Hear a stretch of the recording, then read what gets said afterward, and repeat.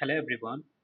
So in this video we are going to discuss chapter number 3 of physical geography of class 11. Okay. Till now we have covered chapter number 2. We have leave the chapter number 1 because it's only a chronology and which was not very important. So let's move ahead with chapter number 3, that is interior of earth. Okay. अब देखो, जो बात यहाँ पे ध्यान रखने वाली चीज है कि जो कुछ भी हम on the surface of earth देखते हैं, ठीक है, वो किसका रिजल्ट है? जो अर्थ के इंटीरियर में एक्टिविटीज चल रही है। ठीक। जो लैंडस्केप है ना, जो फिजियोग्राफी है जो हम देख रहे हैं अर्थ पे, वो कहीं ना कहीं इस एक्सोजेनिक फोर्सेस और इंडोजेनिक प्रोसेस जो अर्थ के इंटीरियर में है, इन दोनों के कॉम्बिनेशन की वजह से ही। ठीक। A proper understanding of physiographic character of a region remains incomplete if the effects of endogenic process are ignored.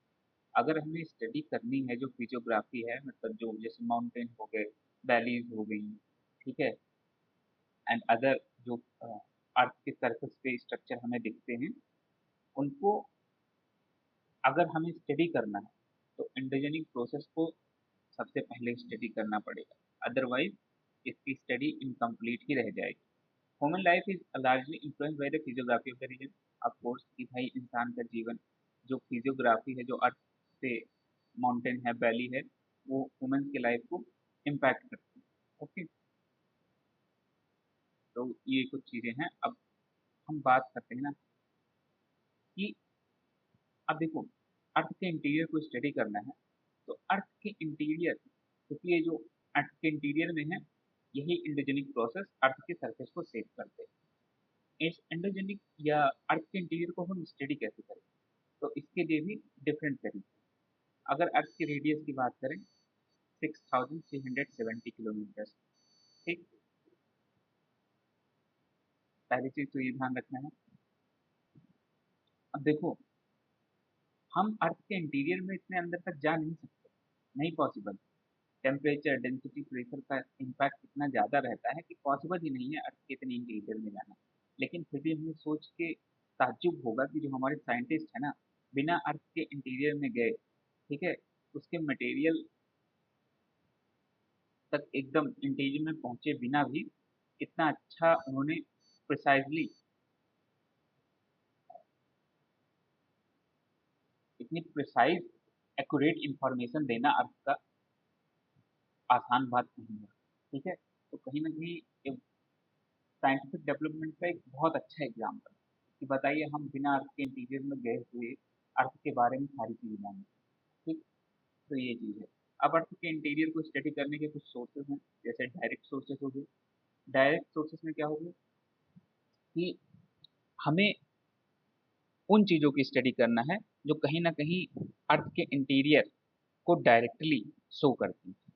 ठीक है। जैसे जो रॉक्स हो गए, ठीक है, वो कहीं ना कहीं अर्थ के इंटीरियर से तो आए हैं। ठीक। तो रॉक्स हो गए सरफेस के, या फिर माइनिंग एरिया से रॉक हमें मिलते हैं। ठीक है। तो ये डायरेक्ट सोर्स हो गए।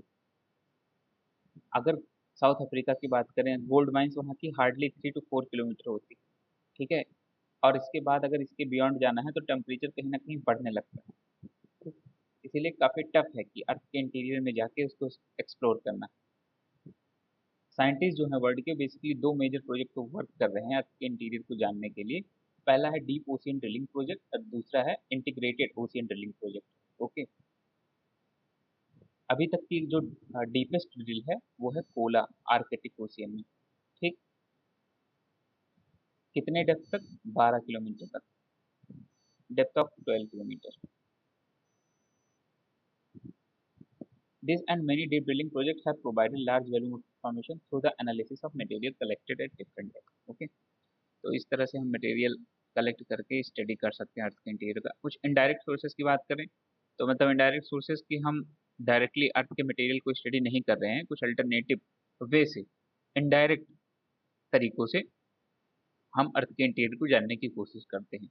जैसे कि देखो, माइनिंग एक्टिविटी जहाँ पे होती है, जैसे जैसे हम अर्थ के इंटीरियर में जाते हैं ना, टेम्परेचर हुआ, प्रेशर हुआ, बढ़ने लगता है। ठीक है, जैसे जैसे सरफेस से हमारा डिस्टेंस बढ़ता है, अर्थ के डीप में जाते हैं, वैसे ही ये प्रेशर, टेम्परेचर, ये सारी चीज़ें बढ़ने लगती हैं। ठीक है, डेंसिटी भी इंक्रीज होने लगती है। हम देखेंगे बाद में कि जो कोर है ना, उसकी डेंसिटी बहुत ज़्यादा हो जाती है। ठीक, तो अगर ये चीज़ें चेंज हो रही हैं विद डेप्थ, तो हम इनका रेट ऑफ चेंज भी जान सकते हैं, है कि नहीं? ठीक, अब हमें अर्थ की टोटल थिकनेस पता है, वैल्यू, टेम्परेचर एंड डेंसिटी पता है at a particular depth. Okay, तो इस बेसिस से हम कहीं ना कहीं अर्थ के इंटीरियर में क्या चीज़ें हैं उसको निकाल सकते हैं, क्योंकि देखो डेंसिटी हर एक मटेरियल की डिफर करती है। ठीक है, जनरली उसमें अंदर एंटर करने में प्रेशर, टेम्परेचर एक्सेट्रा भी डिफर करते हैं। तो अगर हमें कुछ कंपोनेंट का, ठीक है, हमें ये सारी चीज़ें पता है, तो अर्थ के इंटीरियर में जब हम जाएंगे तो इन चीज़ों के चेंज होने से हम एक अनुमान लगा सकते हैं कि हाँ, ये मटेरियल होगा अर्थ के इंटीरियर में। ठीक है, इतने डेप्थ पे ये चीज़ें हैं, अगर ये प्रेशर है, इतना टेम्परेचर है, तो उस बेसिस पे हम एक मोटा मोटा अनुमान लगा सकते हैं। ठीक है, ये तो हो गया एक फैक्टर।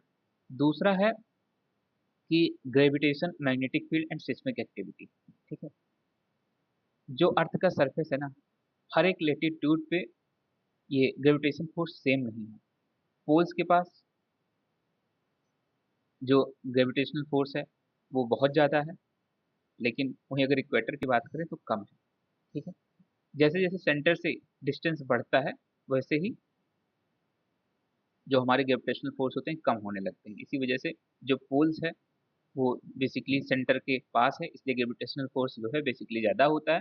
वहीं अगर इक्वेटर की बात करें तो सेंटर से काफ़ी दूर है, इसलिए वहाँ पे ग्रेविटेशनल फोर्स का इम्पैक्ट बहुत कम होता है। अब देखो अर्थ के इंटीरियर में, ठीक है, अर्थ का मटेरियल क्या है, उसका डिस्ट्रीब्यूशन भी कहीं ना कहीं इस वैल्यू को इम्पैक्ट करता है। ठीक है, ग्रेविटेशनल फोर्स। ठीक है, इसीलिए अगर हम, जैसे देखो एक तो हो गया स्टैंडर्ड कि भाई अगर हम इतना डिस्टेंस पे रहेंगे किसी ऑब्जेक्ट से तो ग्रेविटेशनल फोर्स लगेगी। ठीक है, लेकिन कुछ अदर फैक्टर हैं जो इस ग्रेविटेशनल फोर्स को इम्पैक्ट करते हैं। तो जब इन अदर फैक्टर्स का ग्रेविटेशनल फोर्स पे इम्पैक्ट हुआ ना, तो जो ओरिजिनल वैल्यू है और जो इम्पैक्ट के बाद ग्रेविटी की वैल्यू है, उसमें कहीं ना कहीं डिफरेंस आ जाएगा, और इसी डिफरेंस को हम क्या बोलते हैं, ग्रेविटी एनोमली बोलते हैं। तो ग्रेविटी एनोमली का स्टडी करके भी हम कहीं ना कहीं उन मटेरियल्स के बारे में एक जानकारी पा सकते हैं। ठीक, distribution of mass material in the crust of the earth, ठीक है, इसके थ्रू जान सकते हैं। मैग्नेटिक सर्वे की बात करें तो ये भी कहीं ना कहीं मैग्नेटिक मटेरियल का डिस्ट्रीब्यूशन दिखाता है क्रस्टल पोर्शन में। ठीक है, तो ये भी कहीं ना कहीं जो डिस्ट्रीब्यूशन ऑफ मटेरियल है ना अर्थ में, उसको फाइंड आउट करने में हेल्प करता है। उसके बाद सिस्मिक एक्टिविटी भी एक इम्पॉर्टेंट रोल प्ले करता है about the interior of the अर्थ। देखो अब बात करते हैं अर्थक्वेक की। अर्थक्वेक का सिंपल सा मतलब है शेकिंग ऑफ द अर्थ। ठीक, अब the study of seismic waves provide a complete picture of layered interior. ठीक हो, ठीक है, जो सिस्मिक वेव्स होती है ना, इनकी कुछ प्रॉपर्टीज होती हैं। जैसे जो डिफरेंट काइंड की वेव्स होती हैं वो डिफरेंट मीडियम में चलती हैं, उनकी स्पीड अलग होती है। ठीक है, वो डिफरेंट मटेरियल में अलग अलग चलती हैं। ठीक है, तो उन सब बेसिस पे भी हम कहीं ना कहीं अर्थ का एक इंटीरियर का एक लेयर्ड इंफॉर्मेशन निकालते हैं। ओके, अब अर्थ शेक क्यों करती है, तो अब इसको समझने की कोशिश करते हैं। देखो होता क्या है कि मान लो अर्थ है, उसकी एक लेयर ये है, ठीक है, दूसरी लेयर ये है। ठीक, ऊपर नीचे दो लेयर। ठीक है, अब हुआ क्या कि अर्थ शेक की, ठीक, अर्थ शेक कैसे करेगा, देखो एनर्जी कैसे रिलीज होगी वेव्स के फॉर्म में, ये चीज समझने की कोशिश करते हैं। ठीक, अब क्या होगा कि अर्थ के इंटीरियर में बहुत सारी एक्टिविटी होती रहती है। ठीक है, लावा मैग्मा निकलते रहते हैं, जो भी हम लेटर ऑन पढ़ेंगे। ठीक, अब इस लावा मैग्मा के मूवमेंट से अर्थ के इंटीरियर में, ठीक, होगा क्या कि एक फोर्स लगाएगा, इस प्लेट को इस डायरेक्शन में मूव करवाने की कोशिश करेगा, इस प्लेट को इस डायरेक्शन में मूव कराने की कोशिश करेगा। ऐसा होने से होगा क्या कि पहले तो देखो इन दोनों के बीच में भी एक फोर्स लगेगा, फ्रिक्शनल फोर्स लगेगा। ये फ्रिक्शनल फोर्स कहीं ना कहीं इस मूवमेंट को रोकेगा कि आप इधर मूव मत करो और इधर मूव मत करो, ठीक है। लेकिन एक टाइम ऐसा आएगा कि ये जो मूव कर प्लेटें मूव कर रही है ना, ये फ्रिक्शनल फोर्स को क्रॉस कर जाएंगी और मूव कर जाएंगी। तो इसके इंटीरियर में एनर्जी जो स्टोर रहेगी वो इस फॉल्ट के थ्रू निकलेगी जहां से मूव करी, ठीक है। और ये जब एनर्जी निकलेगी तो एनर्जी वेव फॉर्म में निकलेगी, और यही वेव जो है वो अर्थ में मूव करते हुए सरफेस तक आएंगे, ठीक है। यही वेव का जो कॉन्सेप्ट है यहाँ पे ऐसे ही निकलता है, ठीक। So the release of energy occurs along the fault. A fault is a sharp break in the crustal rocks, ठीक है। fault sharp break हमने देख लिया। rock along the fault and tend to move in opposite direction, ठीक है। rocks opposite direction में move करना चाहता है। ओवरलाइंग रॉक जो होता है वो कहीं ना कहीं प्रेस करता है जो नीचे की रॉक है, फ्रिक्शन फोर्स है वो दोनों को ओवरलॉक करने की कोशिश करता है, लॉक करने की कोशिश करता है दोनों को। लेकिन एट सम पॉइंट जो मूव करने की टेंडेंसी है ना, ये फ्रिक्शन फोर्स को ओवरकम कर लेती है, जिसके बाद क्या होता है ये एक दूसरे को स्लाइड कर जाती है, ठीक। इसकी वजह से एनर्जी रिलीज होती है, और जो एनर्जी वेव्स होती है सारे डायरेक्शन में ट्रेवल करती है, ठीक? अब देखो जहां से एनर्जी रिलीज होती है उससे उस पॉइंट को हम क्या बोलते हैं, फोकस पॉइंट बोलते हैं। अर्थ के सरफेस पे जिस पॉइंट पे ये वेव्स आके सबसे पहले टकराती है उसे क्या बोलते हैं, हाइपोसेंटर बोलते हैं, सॉरी एपीसेंटर बोलते हैं, ठीक है। सरफेस पे, ठीक,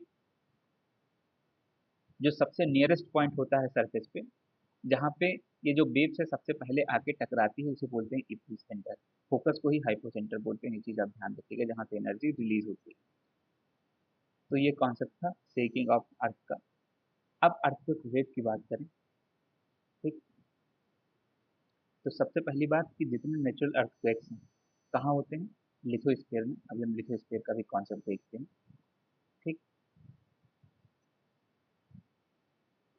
लिथोस्फीयर बेसिकली 200 किलोमीटर, अर्थ की सरफेस से इसकी डेप्थ लगभग 200 किलोमीटर तक होती है, ठीक। अब देखो इस अर्थक्वेक को मेजर करने के लिए हम अर्थ में ना डिफरेंट डिफरेंट लोकेशन पे सिस्मोग्राफ रखते हैं, ठीक है। और जब वेव्स ट्रेवल करती है ना और इस सिस्मोग्राफ पे पहुंचती हैं तो यही इन वेव को रिकॉर्ड करता है इन ए ग्राफिकल फॉर्म, ओके। अब देखो ये जो वेव होती है ना बेसिकली दो टाइप की होती है। एक होती है बॉडी वेव्स जो अर्थक्वेक वेव से रिलीज होती है ना, अभी हमने बात की, और एक होती है सरफेस वेव्स, ठीक। हमने बात की थी कि फोकस पॉइंट से वेव्स रिलीज होगी, एनर्जी रिलीज होगी और वो वेव्स के फॉर्म में ट्रेवल करेगी। तो वो जो अर्थ के इंटीरियर में ट्रेवल करते हुए सरफेस पर आएगी ना, मतलब फोकस पॉइंट और जो इपीसेंटर है उसके बीच में जो ट्रेवल करेगी, ठीक है। अब देखो अ, मान लो ये अर्थ है, यहाँ से वेव्स रिलीज हुई, ये ट्रेवल करी, ये अर्थ के यहाँ पे आके टकराई, जिसे क्या बोलेंगे, इपीसेंटर बोलेंगे। ये हो गया फोकस जहाँ से वेव जहाँ से इमर्ज हुई है, ठीक है। अब ये जो डिस्टेंस हो गया ना ये अर्थ का इंटीरियर हो गया, और जो वेव्स इस इंटीरियर में ट्रेवल करेगी उसे क्या बोला जाएगा, बॉडी वेव्स। अब ये सरफेस पे आके टकराएगी उसके बाद ये सरफेस पे भी ट्रेवल करेगी ऐसे से, इसे क्या बोलेंगे, सरफेस वेव। तो ये डिफरेंस है body waves and surface waves, ठीक। देखो body waves are generated due to the release of energy at the focus and move in all direction travelling to the body of the earth, ठीक है। ऐसे यहाँ से energy release होगी, ये सारे डायरेक्शन में ऐसे ट्रेवल करेगी, ठीक। ये एनर्जी रिलीज होगी सारे डायरेक्शन में ट्रेवल करेगी, ठीक। तो ये जो अर्थ के इंटीरियर में ट्रेवल करेगी ये होगा बॉडी वेव्स, और जो सरफेस पे आके टकराएगी उसके बाद ये ऐसे से ट्रेवल करेगी, ठीक। तो इसे बोलेंगे सरफेस वेव। तो बस यही चीज इसमें ध्यान रखने की जरूरत है। The wave interact with the surface rock and generate new set of waves. जब सरफेस रॉक पर टकराएगी ना वेव्स आपके, तो ये new set of waves generate करेगी, जिन्हें हम सरफेस वेव बोलेंगे। ठीक है। अब देखो जो ये वेव्स होती है ना, इनकी वेलोसिटी भी डिफर करती है अलग अलग मटेरियल में। ठीक है। विथ अलग अलग अलग जो अलग अलग मटेरियल्स की अलग अलग डेंसिटी होती है, तो डेंसिटी के हिसाब से ये ट्रेवल भी करती है। जो डेंसर मटेरियल होता है उसमें वेलोसिटी हाइयर होती है। ठीक है। और ये जो वेव्स होती है ना, जब एक मटेरियल से दूसरे मटेरियल में एंटर करती हैं, तो कहीं ना कहीं ये इनमें रिफ्लेक्शन भी होता है, रिफ्लेक्शन भी होता है। ठीक है। ये सारी चीजें। अब देखो, रिफ्लेक्शन रिफ्लेक्शन की भी बात हम यहीं पे कर लें। ठीक। तो होता क्या है, कॉन्सेप्ट क्या है कि मान लो ये एक लेयर है, ए लेयर है एंड बी लेयर। ठीक है। ये मान लो एक नॉर्मल हमने परपेंडिकुलर खींच दिया। ठीक है। अब मान लो कोई वेव ए से लेके बी में ट्रेवल करती है। अब इसके पास दो पॉसिबिलिटी। ठीक है। या तो ऐसे चली जाए, या तो ऐसे चली जाए। अब अगर बी वाली जो वेव्स है ए से ज्यादा डेंसर होगी, तो ये ऐसे जाएगी, ऐसे सीधे आएगी, उसके बाद सीधे जाएगी। ठीक है। इसकी स्पीड थोड़ी फास्ट हो जाएगी। लेकिन अगर बी वाला थोड़ा रेयरर है, मतलब कम डेंस है ए से, तो ये स्लो हो जाएगी और ऐसे ट्रेवल कर जाएगी। ठीक। यही चीज है, यही केस अभी हम देखेंगे। इसी देखो, ये सब जो मैं आपको बता रहा हूँ, ये कुछ कॉन्सेप्ट बता रहा हूँ, इसी के एप्लीकेशन पे अभी हम पीवे बेसिस एंड सर्फेसेस को समझने की कोशिश करेंगे। ठीक है। तो दो टाइप की वेव्स होती हैं, दो टाइप्स की बॉडी वेव्स होती हैं। पहले तो बॉडी वेव सर्विस वेव्स हैं, वो दो टाइप्स की होती हैं, body waves and surface waves. उसके बाद जो बॉडी वेव्स होती हैं उनको भी दो पार्ट में डिवाइड किया गया है, P wave and S waves. ठीक है। अब मैं इसको P waves and S wave का कॉन्सेप्ट आपको यही समझा दे रहा हूँ। देखो, जो पी वेव्स चलती है ना, P waves S waves body waves हैं, ये आपको ध्यान रखना है। ठीक है। एस का मतलब आप सरफेस मत समझिएगा, कंफ्यूजन होता है बस। P but P waves and S waves दोनों बॉडी वेव्स हैं। सरफेस वेव्स का अलग कॉन्सेप्ट है, वो रेले वेव्स एंड लव वेव्स होती हैं। ठीक है। लव वेव्स मोस्ट डिस्ट्रक्टिव होती हैं, लव इज मोर डिस्ट्रक्टिव, तो आप इसको ऐसे समझ सकते हैं। ठीक है। तो ये चीज ध्यान रखना है आपको। अब देखिए, अगर P waves and S waves के मूवमेंट की बात करते हैं, तो देखो, मान लो ये वेव्स की डायरेक्शन है। ठीक है। ऐसे वेव्स मूव कर रही है इस डायरेक्शन। ठीक। जो पी वेव्स होता है ना, उसके जो पार्टिकल हैं आगे पीछे से मूव करते हैं, आगे पीछे मूव करेंगे, आगे पीछे मूव करेंगे। मतलब कि जो वेव्स की डायरेक्शन है उसके पैरेलल मूव कर रहे हैं। ये वेव्स की डायरेक्शन है, इसके पैरेलल मूव कर रहे हैं ना, आगे पीछे आगे पीछे आगे पीछे, तो पैरेलल मूव करेंगे। ठीक। जबकि अगर हम यस वेव, ये था पी वेव का कॉन्सेप्ट, यस वेव की बात करें तो ये मान लो वेव की डायरेक्शन है। इसमें क्या होता है, जो इसके पार्टिकल होते हैं ना, ये परपेंडिकुलर मूव करते हैं। ठीक है। तब ये इधर मूव करेगा, इधर मूव करेगा, इधर मूव करेगा, इधर मूव करेगा, इधर मूव करेगा। ठीक है। तो ये जो पार्टिकल हैं वे वेव्स के डायरेक्शन के परपेंडिकुलर में मूव करेंगे, इन्हें यस वेव्स, और इन्हें हम ट्रांसवर्स वेव्स भी बोलते हैं। ठीक है। पी वेव्स को लॉन्गिट्यूडनल वेव्स भी बोलते हैं। तो बस आपको ये ध्यान रखना। देखो, P waves are similar to sound waves, sound waves भी कहीं ना कहीं लॉन्गिट्यूडनल वेव्स ही। They travel through gaseous, liquid and solid material. अब देखो, जो पी वेव्स है ना, उनका एक स्पेशल फीचर है कि solid material, liquid material and gas material तीनों में ट्रेवल कर सकते हैं। जबकि यस वेव की बात करें तो वो केवल सॉलिड मीडियम में ही ट्रेवल करता है, लिक्विड एंड गैसेस में ट्रेवल नहीं कर पाता है। देखो, अब जो सिस्मोग्राफ होगा ना, ये जो सिस्मोग्राफ है ना, इसे हम समझते हैं। पी वेव सबसे तेज ट्रेवल करता है, तो सबसे पहले पी वेव जो है सिस्मोग्राफ में दिखाई देगा। यस वेव्स केवल सॉलिड में ट्रेवल करता है, लिक्विड गैसेस में ट्रेवल नहीं करता, तो पी वेव के बाद एस वेव आएगा। सरफेस वेव, जब आपकी ये सारी वेव्स सरफेस पे टकराएंगी तब सरफेस वेव इसके बाद जनरेट होगा। अब आप देख सकते हो कि सरफेस वेव्स का एम्पलीट्यूड कितना ज़्यादा है। पी वेव्स का एम्पलीट्यूड ज़्यादा है, बट यस यस वेव से ज़्यादा है। यस वेव का एम्पलीट्यूड पी वेव से कम है। ठीक। जबकि सरफेस वेव का एम्पलीट्यूड देखेंगे ना तो बहुत ज़्यादा है, इसीलिए ये बहुत ज़्यादा डिस्ट्रक्टिव होती है। ठीक, और स्पेशली सरफेस पे, जब सरफेस पे चलती है ना तो ज़मीनें ऊपर नीचे हो जाती है। ठीक, तो ये है।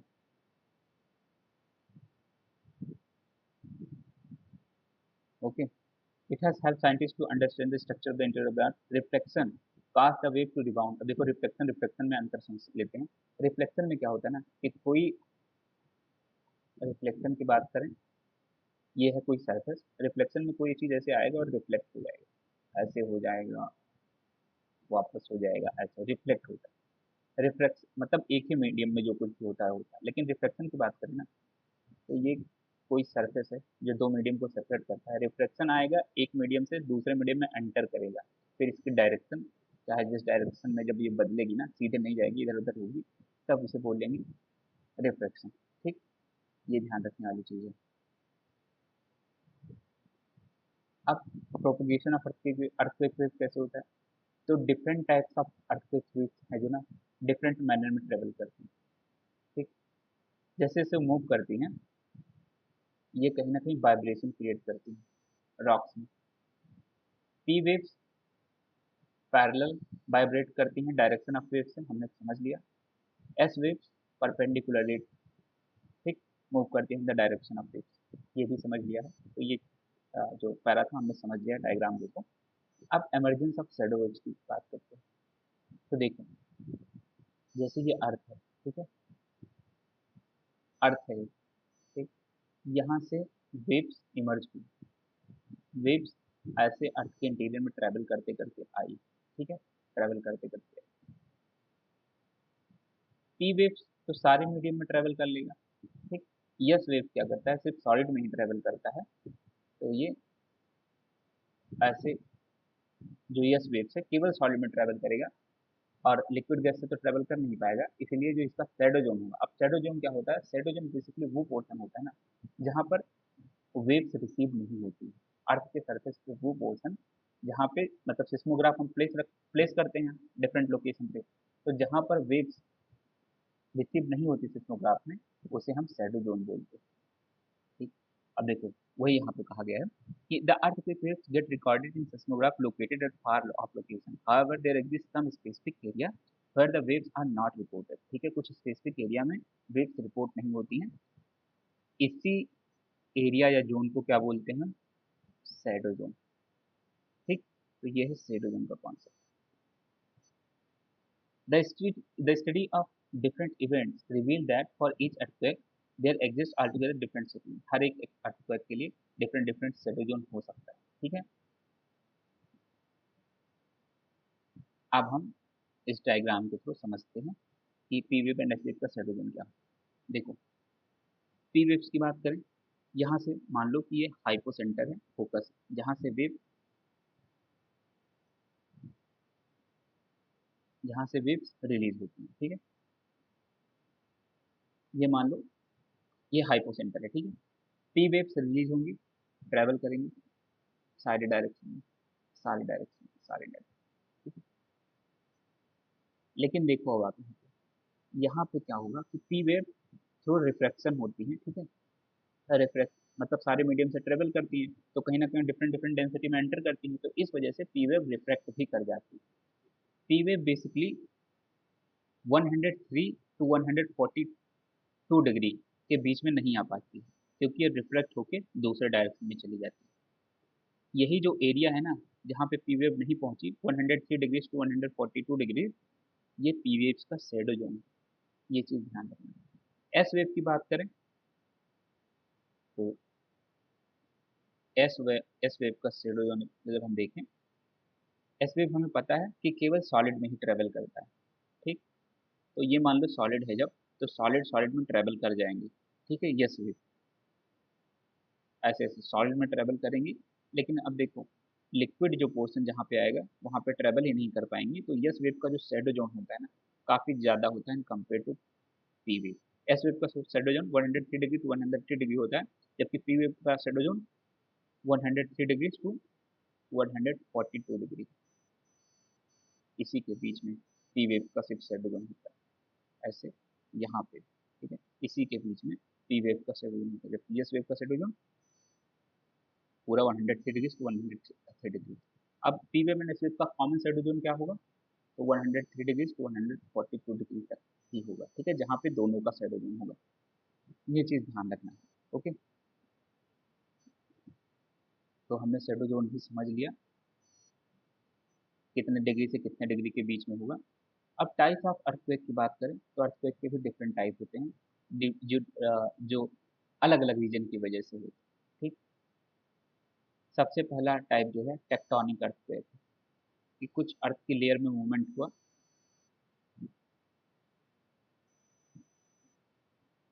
ठीक। तो जो टेक्ट अर्थ के लेयर्स का जो मूवमेंट होगा उसे हम टेक्टोनिक अर्थक्वेक बोलेंगे। स्लाइडिंग ऑफ रॉक्स, ठीक। उसके बाद एक स्पेशल केस है टेक्टोनिक अर्थक्वेक का, वॉल्केनिक अर्थक्वेक। मान लो कहीं वॉल्केनो फटा धड़ाम, ठीक है, हुआ। उसके बाद क्या होगा कि अर्थ में हलचल होने लगती है, तो उसे हम टेक्टोनिक, ये मतलब हुआ तो टेक्टोनिक एक्टिविटी ही ना, टेक्टोनिक एक्टिविटी हुआ, उसके थ्रू वॉल्केनो रिलीज हुआ, ठीक। फॉल्ट क्लियर क्रिएट हुआ, वहां से वॉल्केनो रिलीज हुआ, लावा मैग्मा निकले और विस्फोट हुआ खूब तेज। तो ये भी कहीं ना कहीं tectonic earthquake and volcanic earthquake related है, ठीक है, इंटर रिलेटेड है। उसके बाद बात करें, कोलाप्स अर्थक्वेक हो गया। मान लो कि हमने माइनिंग की अंडरग्राउंड, सरफेस पूरा अंदर से पूरा मटेरियल निकाल लिया, सरफेस जो है वो धड़ाम से नीचे कोलैप्स कर गया, इससे भी अर्थ में मूवमेंट होने लगता है, इसे ही कोलैप्स अर्थक्वेक बोलते हैं, ठीक है।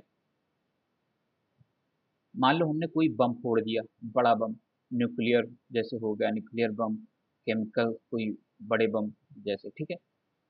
तो जब इसका विस्फोट होता है ना, तो भी अर्थ में मूवमेंट होने लगता है, जिसे बोलते हैं एक्सप्लोजन अर्थक्वेक, ठीक है। कभी कभी हम बड़े बड़े रिजर्वायर बनाते हैं अर्थ पे, डैम वगैरह, वाटर को स्टोर करने के लिए। तो जहाँ पे छोटे से एरिया में इतना ज़्यादा पानी स्टोर करते हैं ना, तो अर्थ का थोड़ा सा मूवमेंट उसी डायरेक्शन में हो जाता है, ठीक। तो इसे बोलते हैं रिजर्वायर इंड्यूस्ड अर्थक्वेक। अर्थक्वेक को मेजर करने के लिए दो स्केल होता है हमारे पास, एक होता है रिएक्टर स्केल, जो 0 से 10 के स्केल पे इसे मापा जाता है। ये बेसिकली मैग्नीट्यूड को रिप्रेजेंट करता है, कि कितना तेज भूकंप था, कितना तेज अर्थ जो है शेक किया। दूसरा होता है मर्सैली स्केल, ये विजिबल डैमेज को देख के ये मर्सैली स्केल बनाया जाता है, कि भाई वास्तव में कितना डैमेज हुआ।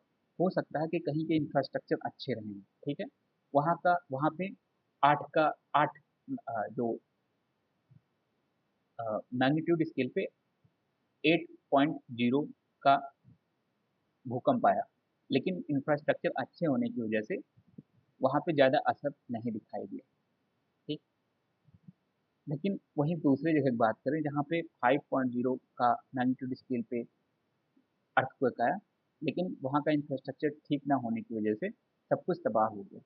तो मर्सैली स्केल पे किसकी इंटेंसिटी ज़्यादा दिखाई जाएगी, किसमें विजुअल डैमेज ज़्यादा हुआ। तो ये हो सकता है पॉसिबल कि किसी जगह पे मैग्नीट्यूड कम रहा हो भूकंप का on Richter scale, but still Mercalli scale में उसकी रैंकिंग ज़्यादा हो, क्योंकि वहाँ पे डैमेज ज़्यादा हुआ, ठीक है। तो इसी तरह से आप, वैसे होता नहीं जनरली ऐसा कि रिएक्टर स्केल पे ज़्यादा भूकंप आया हो, मर्कैली स्केल पे कम हो, ठीक है। तो ये बहुत कम चांस है, बट हो सकता है, तो ये चीज़ डिफरेंस आपको ध्यान रखना है, ठीक है। अब कुछ इफेक्ट होते हैं अर्थक्वेक के, जैसे अर्थ शेकिंग ऑफ द अर्थ हो गया, ठीक है, differential ground settlement, land and mud slide, soil and liquefaction, ठीक। तो ये आपको ध्यान रखना है कि इम्पैक्ट क्या होता है। ग्राउंड में लर्चिंग, अवलांच आ जाता है, ग्राउंड डिस्प्लेस हो जाता है, flood from dams and level failures, fire, structure collapse, falling of objects. तो ये कुछ रीजन है जिन्हें आपको याद रखना है, जो ऊपर 6 वाले हैं, 6 रीजन है, उनका कुछ ना कुछ असर होता है। जैसे ग्राउंड सीकिंग हो गया, डिफरेंशियल ग्राउंड सेटलमेंट हो गया, लैंड एंड मड स्लाइड हो गया, सॉइल लिक्विफिकेशन हो गया, ग्राउंड लर्चिंग हो गया, अवलांच हो गया। इनकी वजह से कहीं ना कहीं अर्थ के लैंडफॉर्म में थोड़ा मॉडिफिकेशन हो जाता है। जबकि ये जो नीचे 6 हैं बचे हुए हैं, जैसे ground displacement, flood from dams and level flows, fire, structure collapse, falling object, tsunami, इसकी वजह से क्या होता है, इसकी वजह से लाइफ को डैमेज होता है ऑन ए लार्जर स्केल, ठीक। तो ये आपको ध्यान रखना है। अब फ्रीक्वेंसी ऑफ अर्थक्वेक की बात करें तो देखो जो लार्ज अर्थक्वेक होते हैं ना, मतलब जिनका स्केल मैग्नीट्यूड, जिनका जो मैग्नीट्यूड स्केल पे 8+ लेवल के जो स्केल मतलब अर्थक्वेक होते हैं, जिनका मैग्नीट्यूड स्केल पे जो पॉइंट होता है 8+ होता है, वो बड़े भूकंप के अंदर आती है। वो काफ़ी डैमेज करते हैं, बट ये बहुत फ्रिक्वेंट नहीं है, 1 से 2 साल में एक बार आते हैं। जबकि कुछ छोटे छोटे अर्थक्वेक ना तो हमेशा हर मिनट आया करते हैं, उनका बहुत ज़्यादा इम्पैक्ट नहीं होता है। ठीक है। स्ट्रक्चर ऑफ अर्थ की बात करें तो स्ट्रक्चर ऑफ अर्थ को हम 3 पार्ट में डिवाइड करते हैं, क्रस्ट, मेंटल एंड कोर। जो क्रस्ट हो गया ना, क्रस्ट क्या है basically, outer most solid solid parts है अर्थ का। ठीक है। ब्रिटल नेचर का होता है, थिकनेस इसकी वेरी करती है, oceanic crust and continental area में। जैसे ओशियानिक क्रस्ट काफ़ी पतली होती है 5 किलोमीटर, जबकि अगर कॉन्टिनेंटल क्रस्ट की बात करें काफ़ी चौड़ी होती है, लगभग 30 किलोमीटर तक। लेकिन वहीं अगर कुछ माउंटेनियस एरिया में, तो भाई माउंटेन के टिप से जब अर्थ क्रस्ट को देखेंगे तो 70 किलोमीटर तक भी हो सकता है। ठीक। इसकी डेंसिटी हैवी रॉक से बना होता है, 3 ग्राम/सेंटीमीटर क्यूब होता है। ठीक। ओशियानिक क्रस्ट बसाल्ट का बना होता है। ठीक। मेन जो ओशियानिक क्रस्ट है उसकी डेंसिटी 2.7 ग्राम/सेंटीमीटर क्यूब। मेंटल की बात करें, डिस्टेंस बेसिकली इसका 30 किलोमीटर से 2900 किलोमीटर। ठीक। इंटीरियर ऑफ दी अर्थ, ठीक है, 2900 किलोमीटर तक होती है। कहाँ तक, मोहो डिस्कॉन्टिन्यूटी तक। अब हम डिस्कॉन्टिन्यूटी की बात करते हैं। जो मेंटल का अपर पोर्शन होता है ना, उसको अस्थेनोस्फेयर बोलते हैं। अस्थेनो मीन्स वीक। ठीक है। मेंटल का अपर जो पोर्शन होता है वो बेसिकली सेमी सॉलिड होता है, वो वीक होता है। उसी को क्रॉस करके अ, जो हाँ, द अस्थेनो मीन्स वीक। ठीक है। It consist of extending up to 400 kilometre. ठीक। 30 किलोमीटर से 400 किलोमीटर, ये पोर्शन जो होता है अस्थेनो होता है।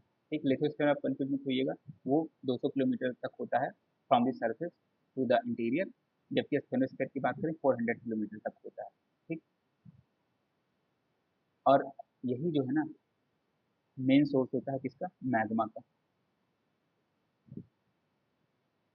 ये है, आप देख सकते हैं, ये है क्रस्ट 0 to 100 किलोमीटर थिकनेस में दिखाया गया है। अस्थेनो की बात करें, उसके नीचे अस्थेनोस्फीयर है। ठीक। अब देखिए, हम डिस्कॉन्टिन्यूटी की अगर बात करें तो ये हो गया एक, ये हो गया लेयर नंबर 1, जो कि देखो, ये मान लो क्रस्ट का पोर्शन है। ठीक है। ये हो गया मेंटल का पोर्शन। ठीक। बीच वाला, ये हो गया कोर का पोर्शन, यहाँ पे है सेंटर। ठीक। ये अर्थ का सेंटर। अब क्या है कि ये हो गया क्रस्ट वाला पोर्शन, सॉरी, ये क्रस्ट वाला हो गया, ये मेंटल हो गया, ये कोर हो गया। अब ये क्रस्ट को भी ना 2 पार्ट में डिवाइड करते हैं। ये हो गया अपर क्रस्ट, ये हो गया लोअर क्रस्ट। उसी तरीके से मेंटल को भी 2 पार्ट में डिवाइड करते हैं, अपर मेंटल, लोअर मेंटल। उसी तरह से जो कोर हो गया उसको भी 2 पार्ट में, अपर कोर, लोअर कोर।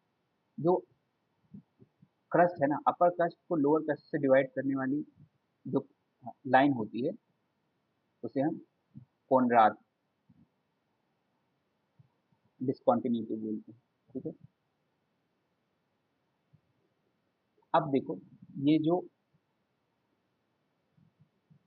क्रस्ट को मेंटल से डिवाइड करने वाली लाइन है, उसे मोहोव डिस्कॉन्टिन्यूटी बोलते हैं। ठीक। अब ये जो मेंटल को भी 2 पार्ट में डिवाइड करने वाली एक लाइन है जो बीच से, उसे रेप्टी डिस्कॉन्टिन्यूटी। अब ये मेंटल को कोर से डिवाइड करने वाली गुटेनबर्ग डिस्कॉन्टिन्यूटी। ठीक है। फोर्थ जो है इसको दो पार्ट में डिवाइड करने वाली लेहमान डिसकंटिन्यूटी। तो ये डिफरेंट डिफरेंट टाइप की डिसकंटिन्यूटी, ठीक है। कैसे होगा इसका डिवीजन आप अ, ये तो हम समझ लिए, ठीक है। अब आप जाके इसको कहीं पे अच्छा डायग्राम भी चाहें, अगर एनसीईआरटी में तो जनरली नहीं दिया है, तो आप यहाँ से जाके देख सकते हैं, ठीक। तो ये हो गया जो डिसकंटिन्यूटी है उसको हमने समझ लिया। मेंटल का डेप्थ देख लिया हमने। मेंटल की जनरल जो डेंसिटी होती है जनरली क्रस्ट से ज़्यादा होती है, 3.4 ग्राम पर सेंटीमीटर क्यूब होती है। क्रस्ट का हमने कितना देखा? क्रस्ट का हमने देखा कि 3 ग्राम पर सेंटीमीटर क्यूब, ठीक है। मेंटल का 3.4 ग्राम ग्राम पर सेंटीमीटर क्यूब, ठीक। Upper most part of the mental card lithosphere, ठीक है। जो मेंटल है ना उसका अपर मोस्ट जो पोर्शन है उसे लिथोस्फीयर बोलते हैं। इसकी जो इसका जो थिकनेस होता है 10 to 200 किलोमीटर तक होता है, ठीक है। लोअर मेंटल एस्थेनोस्फीयर के नीचे होता है, ये बेसिकली सॉलिड स्टेट में होता है। अभी हमने बात की थी ना, जो अपर मेंटल होता है सेमी सॉलिड होता है, लेकिन जो लोअर मेंटल होता है वो सॉलिड स्टेट में होता है। उसके बाद आता है कोर। कोर का अगर डेप्थ देखें हम तो 2900 किलोमीटर से 6300 किलोमीटर तक डेप्थ सेंटर में इसका डिस्टेंस होता है बेसिकली, ठीक है।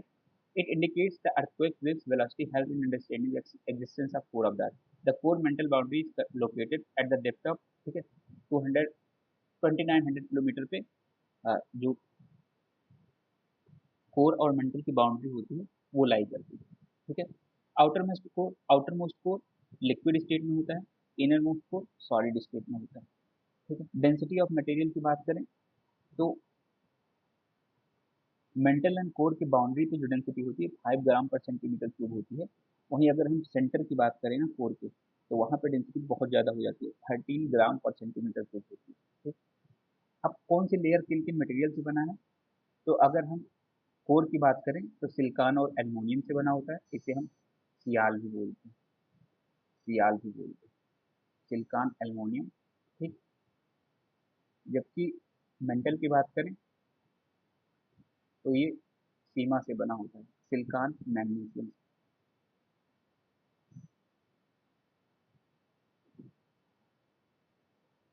सिलिकॉन मैग्नीशियम, ठीक है। कोर की बात करें अगर हम तो निके से बना होता है, निकेल एंड फेरस से, ठीक। अब वॉल्केनो और वॉल्केनिक लैंडफॉर्म की बात करें तो जब वॉल्केनो रिलीज होता है, मतलब जब वॉल्केनो किसी जगह पे रिलीज, जब वॉल्केनो होता है फ्रॉम द अर्थ, तो यहाँ से गैसेस एसेस और कुछ मोल्टेन रॉक मटेरियल निकलते हैं फ्रॉम द ग्राउंड, ठीक है।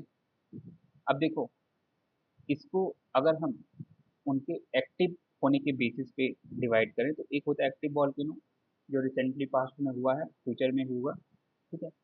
डॉर्मेंट जो कभी पास्ट में हुआ था, फ्यूचर में नहीं होने की प्रॉबिलिटी, मतलब हो सकता है बट वो बहुत पास्ट में काफ़ी टाइम पहले हुआ, ठीक। तो ये एक्टिव डॉर्मेंट, एक्टिव वॉल्केनो हो गया, डॉर्मेंट वॉल्केनो हो गया, और भी एक वॉल्केनो का टाइप है, ठीक है। तो उसको भी हम लेटर ऑन डील करेंगे। अब देखो volcano are classified on the basis of nature of eruption, उनके इरप्शन के नेचर के बेसिस पे, and from and form develop at the surface, मतलब वो किस फॉर्म में सरफेस पे डेवलप होते हैं उस बेसिस पे डिवाइड करते हैं। मेजर टाइप ऑफ वॉल्केनो की बात करें तो सबसे पहला है सील्ड वॉल्केनो, लार्जेस्ट वॉल्केनो है, ठीक है, on the earth, shield volcano, ठीक। हवाईयन वॉल्केनो जो है वो मोस्ट फेमस सील्ड वॉल्केनो के एग्जाम्पल हैं। These volcano are mostly of basalt, made up of basalt, ठीक है। सील्ड वॉल्केनो जनरली बसाल्ट के होते हैं। बसाल्ट मतलब ये एसिडिक या बेसिक, ठीक है। बसाल्ट का मतलब क्या होगा? Basalt generally basaltic rock basic nature के होंगे ना, नहीं एसिडिक होंगे, ठीक है। This volcano are mostly made up of basalt, a type of flower that is very fluid, ठीक। काफी फ्लूइड होता है, मतलब बेसिक होंगे, ठीक। फ्लो अगर ज़्यादा होगा तो उसमें सिलिका का कंटेंट कम होगा, और सिलिका का कंटेंट जब कम होगा तो वो रॉक कैसा होगा, बेसिक होगा। For this reason this volcanoes are not steep, ये बहुत स्टीप नहीं होते हैं, मतलब बहुत ऊंचे ऊंचे नहीं होते हैं। They become explosive if somehow water get into the vent, अगर वेंट के अंदर वाटर चला गया तो एक्सप्लोजिव भी हो सकते हैं जनरली। अदरवाइज ये लो एक्सप्लोजिव होते हैं। जो ये कौन से सील्ड वॉल्केनो की बात कर रहे हैं, ठीक। जो लावा होता है ना, वो फाउंटेन के फॉर्म में मूव करता है। ये कौन से जो वेंट है उसके कौन से रिलीज होता है और सिंडर कोन बनाता है, ठीक। अब बात करें कंपोजिट वॉल्केनो की। कूलर एंड मोर डिस्कस होते हैं ये, ठीक है। देन बेसाल्टिक, एक्सप्लोजिव इरप्शन इनका होता है, मतलब बहुत तेज से फटते हैं ये, ठीक। पायरोक्लास्टिक, फटने के बाद लार्ज क्वांटिटी में पायरोक्लास्टिक मटेरियल, गैसेस एक्सेट्रा, ये सारी चीजें रिलीज होती हैं ऑन द ग्राउंड, जो बेंट के विसिनिटी में, ठीक है। ये सारे मटेरियल एक्यूमुलेट हो जाते हैं जिससे लेयर्स फॉर्मेशन करते हैं। इस वजह से ये माउंट की तरह अपीयर होते हैं एज ए कंपोजिट वॉल्केनो। उसके बाद कैल्डेरा। अब देखो, जब बहुत तेज एक्सप्लोजन होता है ना वॉल्केनो में, जनरली कंपोजिट वॉल्केनो में देखा जाता है, जब बहुत तेज जो इरप्शन होता है, ठीक है, एक एक्सप्लोजन होता है, तो एक बड़ा सा जो वेंट है ना, बड़ा सा उससे क्रेटर जैसा, मतलब बड़ा सा होल एक क्रिएट हो जाता है, उसे ही कैल्डेरा बोलते हैं। These are the most explosive of earth volcano. They are usually so explosive that when they erupt, they tend to collapse themselves rather than building any tall structure. ये कोई structure नहीं बनाते बल्कि कोलैप्स होते हैं किसी, ठीक है, जिसकी वजह से लार्ज डिप्रेशन क्रिएट होता है, जिसे हम कैल्डेरा भी बोलते हैं। इतना तेज विस्फोट हुआ कि वहाँ पे एक बड़ा सा डिप्रेशन क्रिएट हो गया, उसे कैल्डेरा बोलते हैं, ठीक है। अब एक्सप्लोजिव नेचर होने के पीछे हम क्या रीजन दे सकते हैं कि जो इसका मैग्मा चैम्बर था ना, वो केवल बड़ा ही नहीं था, बट इसके विसिनिटी में, बगल में ही, ठीक है। फ्लड बेसाल्ट प्रोविंस की बात करें, हाईली फ्लूइड लावा कहीं ना कहीं लॉन्ग डिस्टेंस तक जब सरफेस पे फ्लो कर जाता है ना, तो वो फ्लड बेसाल्ट प्रोविंस से बनाता है। जैसे हमारा पेनिनसुलर इंडिया है, some part of the world are covered by thousand of square kilometre of thick basalt lava flow, ठीक है। There can be series of flow with some flow attaining thickness of more than 50 metre, ठीक है। इसका thickness 50 metre तक भी हो सकता है। इंडिविजुअल फ्लो में एक्सटेंड फॉर 100 किलोमीटर, तक 100 किलोमीटर तक एक फैले होते हैं। Deccan traps from the India, ठीक है, जो डेक्कन ट्रैप्स है ना हमारा पेनिनसुला इंडिया का, वो भी इसका एग्जाम्पल है। महाराष्ट्र का एरिया, महाराष्ट्र प्लेटो कवर करता है, ठीक है। कहीं ना कहीं बहुत ही बड़े बड़े फ्लड बेसाल्ट प्रोविंस से होते हैं। Initially the trap formation covered a much larger area than the present, okay. Mid oceanic ridge की बात करें, ओशियानिक एरिया में बेसिकली ये है, ठीक है। मोर देन 70,000 किलोमीटर लॉन्ग होते हैं ओशियन बेसिन में। The central portion of this ridge experience frequent eruption, जो सेंट्रल पोर्शन है उनमें इरप्शन फ्रिक्वेंटली होते रहते हैं, ठीक है। मिड ओशियनिक रिज वॉल्केनो की बात, बस आप बात नहीं समझे कि अर्थ के जो ओशियन है ना, उसके अंदर ये जो लावा मैग्मा मूव कर रहे हैं, ठीक है, जो ओशियनिक क्रस्ट है उसके नीचे, ठीक है। तो ओशियन के अंदर एक फॉल्ट क्रिएट है जहाँ से मटेरियल इरप्ट होते रहते हैं, और ये जो फॉल्ट है ना, ये इंटीरियर, ओशियन के इंटीरियर में ना, काफी बहुत दूर दूर डिस्टेंस तक, मतलब लगभग 70,000 किलोमीटर लॉन्ग तक ये जो फॉल्ट है बना हुआ है, और इसे ही मिड ओशियानिक रिज बोलते हैं, जहाँ से लावा बेसिकली रिलीज होता है और यहीं से नई लेयर का फॉर्मेशन भी होता है, ठीक है। तो ये कहीं ना कहीं एक कंस्ट्रक्टिव प्लेट मार्जिन है, ठीक है, जहाँ से न्यू प्लेट का फॉर्मेशन, मतलब जहाँ से मटेरियल निकलते हैं, न्यू सरफेस का फॉर्मेशन होता है, ठीक। अब वॉल्केनिक लैंडफॉर्म की बात करें तो इसके भी अलग अलग लैंडफॉर्म बनाते हैं वॉल्केनो। जैसे कुछ इंट्रूसिव लैंडफॉर्म हो गए जो अर्थ के इंटीरियर में ही ये लैंडफॉर्म बनते हैं। ठीक। The lava that is release during volcano eruption on cooling develop into gaseous rock in igneous rock. ठीक है। The lava that is release during volcanic eruption, जैसे जो लावा रिलीज होते हैं ना वॉल्केनिक इरप्शन के थ्रू, इग्नियस रॉक बनाते हैं। ठीक। कूलिंग या तो सरफेस पे हो सकती है या इंटीरियर में भी हो सकती है। ठीक है। Depending on the location of cooling, igneous rock को भी अलग अलग तरह से डिवाइड किया जाता है। जैसे वॉल्केनिक रॉक हो गया, अगर ये सरफेस पे कूल होता है। प्लूटोनिक रॉक हो गया, अगर ये क्रस्ट के अंदर ही कूल हो जाता है। तो लावा जो क्रस्टल पोर्शन में कूल होता है उसके अलग अलग फॉर्म वो, हाँ, मतलब कहीं ना कहीं शेप में बना लेते हैं। ठीक है, जो क्रस्ट के अंदर कूल हुए। ठीक, मतलब प्लूटोनिक रॉक्स वाले। तो देखो, स्ट्रोक बनाता है। ठीक है, अगर स्ट्रेटली ऐसे लावा फ्लो कर रहा है वहीं पे कूल हो गया। डाइक भी बनाते हैं। ठीक है। बैथोलिथ, कुल मिला के मैग्मा चैम्बर होता है, ये आप देख सकते हैं। ठीक है, ये बैथोलिथ का एग्जाम्पल एक, ये हो गया बैथोलिथ, पूरा मैग्मा चैम्बर ही इसने बनाया। ठीक है, ये वाला पोर्शन बैथोलिथ हो गया। डिक, जो ये डाइक बोलेंगे। ठीक है, ये स्ट्रेटली ऐसे कूल हो जाते हैं परपेंडिकुलर रूप से। जो हॉरिजेंटली कूल होते हैं उन्हें सिल्स बोलते हैं। ठीक। लेकोलिथ, जो पहले तो बैथोलिथ से निकल कर, ठीक है, एक स्टॉक्स के थ्रू थोड़ा आते हैं सरफेस के अंदर ही ये कूल हो जाती है, ऐसे लेकोलिथ बनाते हैं। ठीक है।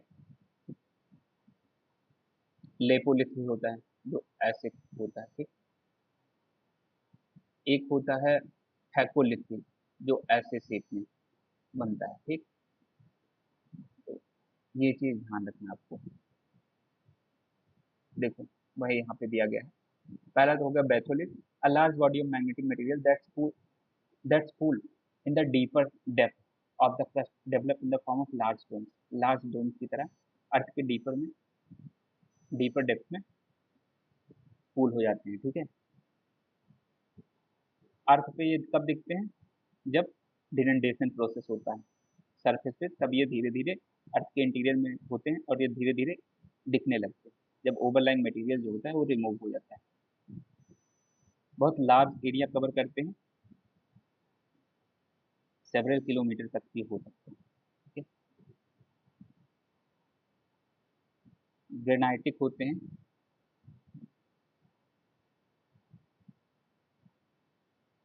बेसिलिस बेसिकली मैग्मा चैम्बर का कूल पोर्शन है। ठीक है, ऐसा ही आप समझ लीजिए। अब लेकोलिथ की बात करें, लार्ज डोम शेप के होते हैं, इंट्रूसिव बॉडी है, मतलब अर्थ के इंटीरियर में है। ये क्या है कि जो नीचे जो बेस है ना, उसमें उसके थ्रू ये पाइप पाइप के थ्रू ये कनेक्ट होते हैं। ठीक है। जो बैथोलिथ है ना, देखो ये बैथोलिथ है। ठीक। इसके इस बैथोलिथ से ये पाइप के थ्रू, ये जो है ना पाइप, एक ये जो पाइप है ना, इसी के थ्रू बैथोलिथ से कनेक्ट होते हैं। ये हो गए लेकोलिथ। ठीक है, इसको ध्यान रखना है। Pipe like conduit from below.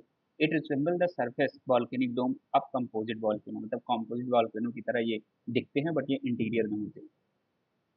बस ये केवल इंटीरियर में होते हैं, डीपर डेप्थ में। It can be regarded as a localize source of lava. ठीक है, यहाँ से भी लावा रिलीज हो सकता है कि सीधे बेथोलिथ से लावा रिलीज ना हो, यहीं से लावा सरफेस पे रिलीज हो रहा हो। ठीक।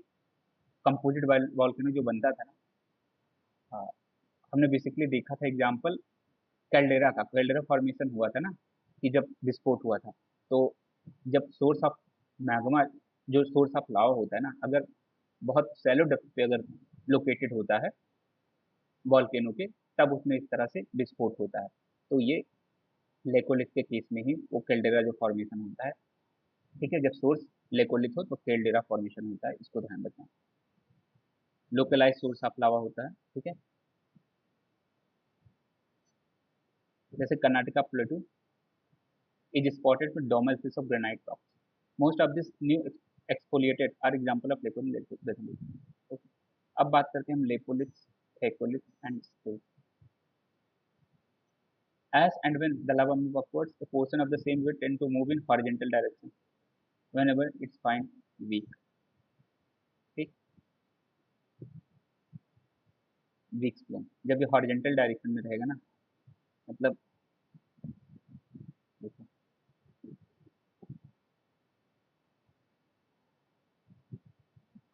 हॉरिजेंटल डायरेक्शन में जब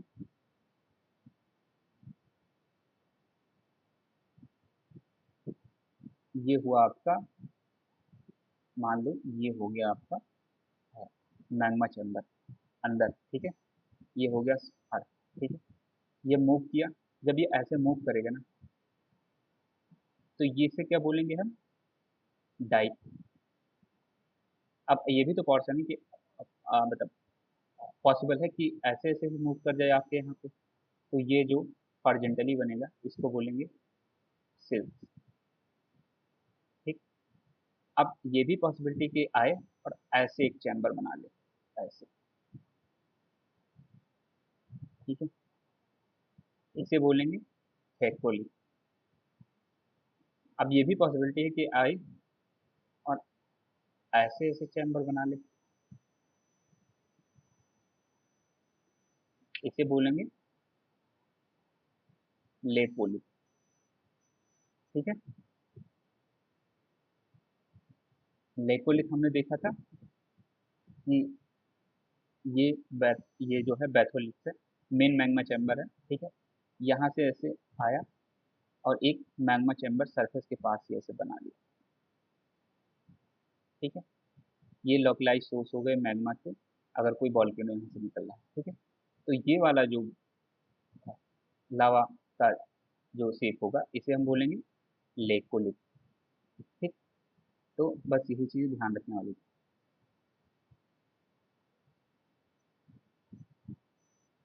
it may gate rested in different forms in case it develop into saucer shape, concave to sky body, it is called laccolith. ठीक है, saucer shape sky body हमने देखा, ये देखो saucer shape में है ना, हमने लेकोलिथ की बात की थी saucer shape में, ये लेपोलिथ की बात की थी saucer shape में, है ना, ऐसे स्काई के साइड में, ये स्काई हो गया saucer shape में, ठीक, ये हो गया लेपोलिथ। ए wavy base of syncline and anticline, ये हमने वेवी बेस की बात की थी ना,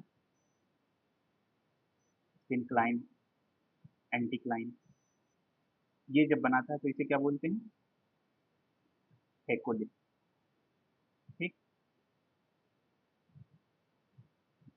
syncline and anticline the in the folded igneous, ठीक है, जिसे थेकोलिथ बोलते हैं। उसके बाद such wavy materials have different conduit to source beneath to the form of magma chambers developed as begin, these are called phacolith. ठीक है, थेकोलिथ हमने देख लिया। अब बात करते हैं the near horizontal bodies of the intrusive igneous rocks. Horizontally जब मैग्मा चैम्बर बनता है ना, तो उसे सिल्स बोलते हैं, हम देख चुके हैं, या सीट भी बोल सकते हैं।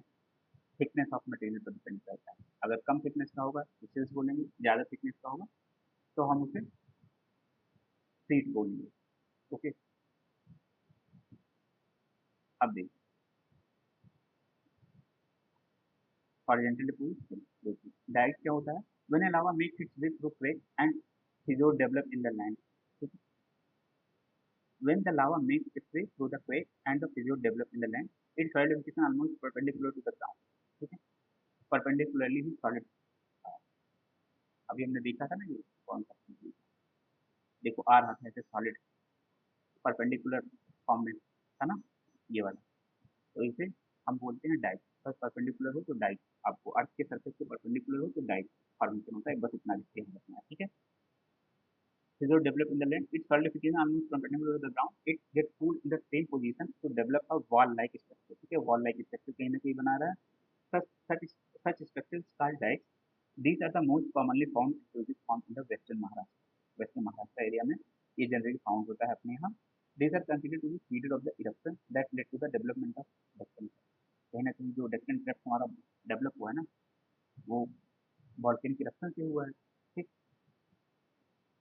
तो ये इरप्शन को फीड करता है, दैट उसे उससे हमारा डिफरेंट डेवलप। ओके, तो बस इतना ध्यान रखना आपको। ये था हमारा थर्ड चैप्टर। अब नेक्स्ट चैप्टर में हम देखेंगे distribution of ocean and continent. इसमें डिफरेंट डिफरेंट कॉन्टिनेंटल मतलब डिफरेंट डिफरेंट थ्योरीज हैं, ठीक है, तो उसको भी हम पढ़ेंगे। तो इस वीडियो में इतना ही रखते हैं। ओके, थैंक यू, मिलते हैं नेक्स्ट वीडियो।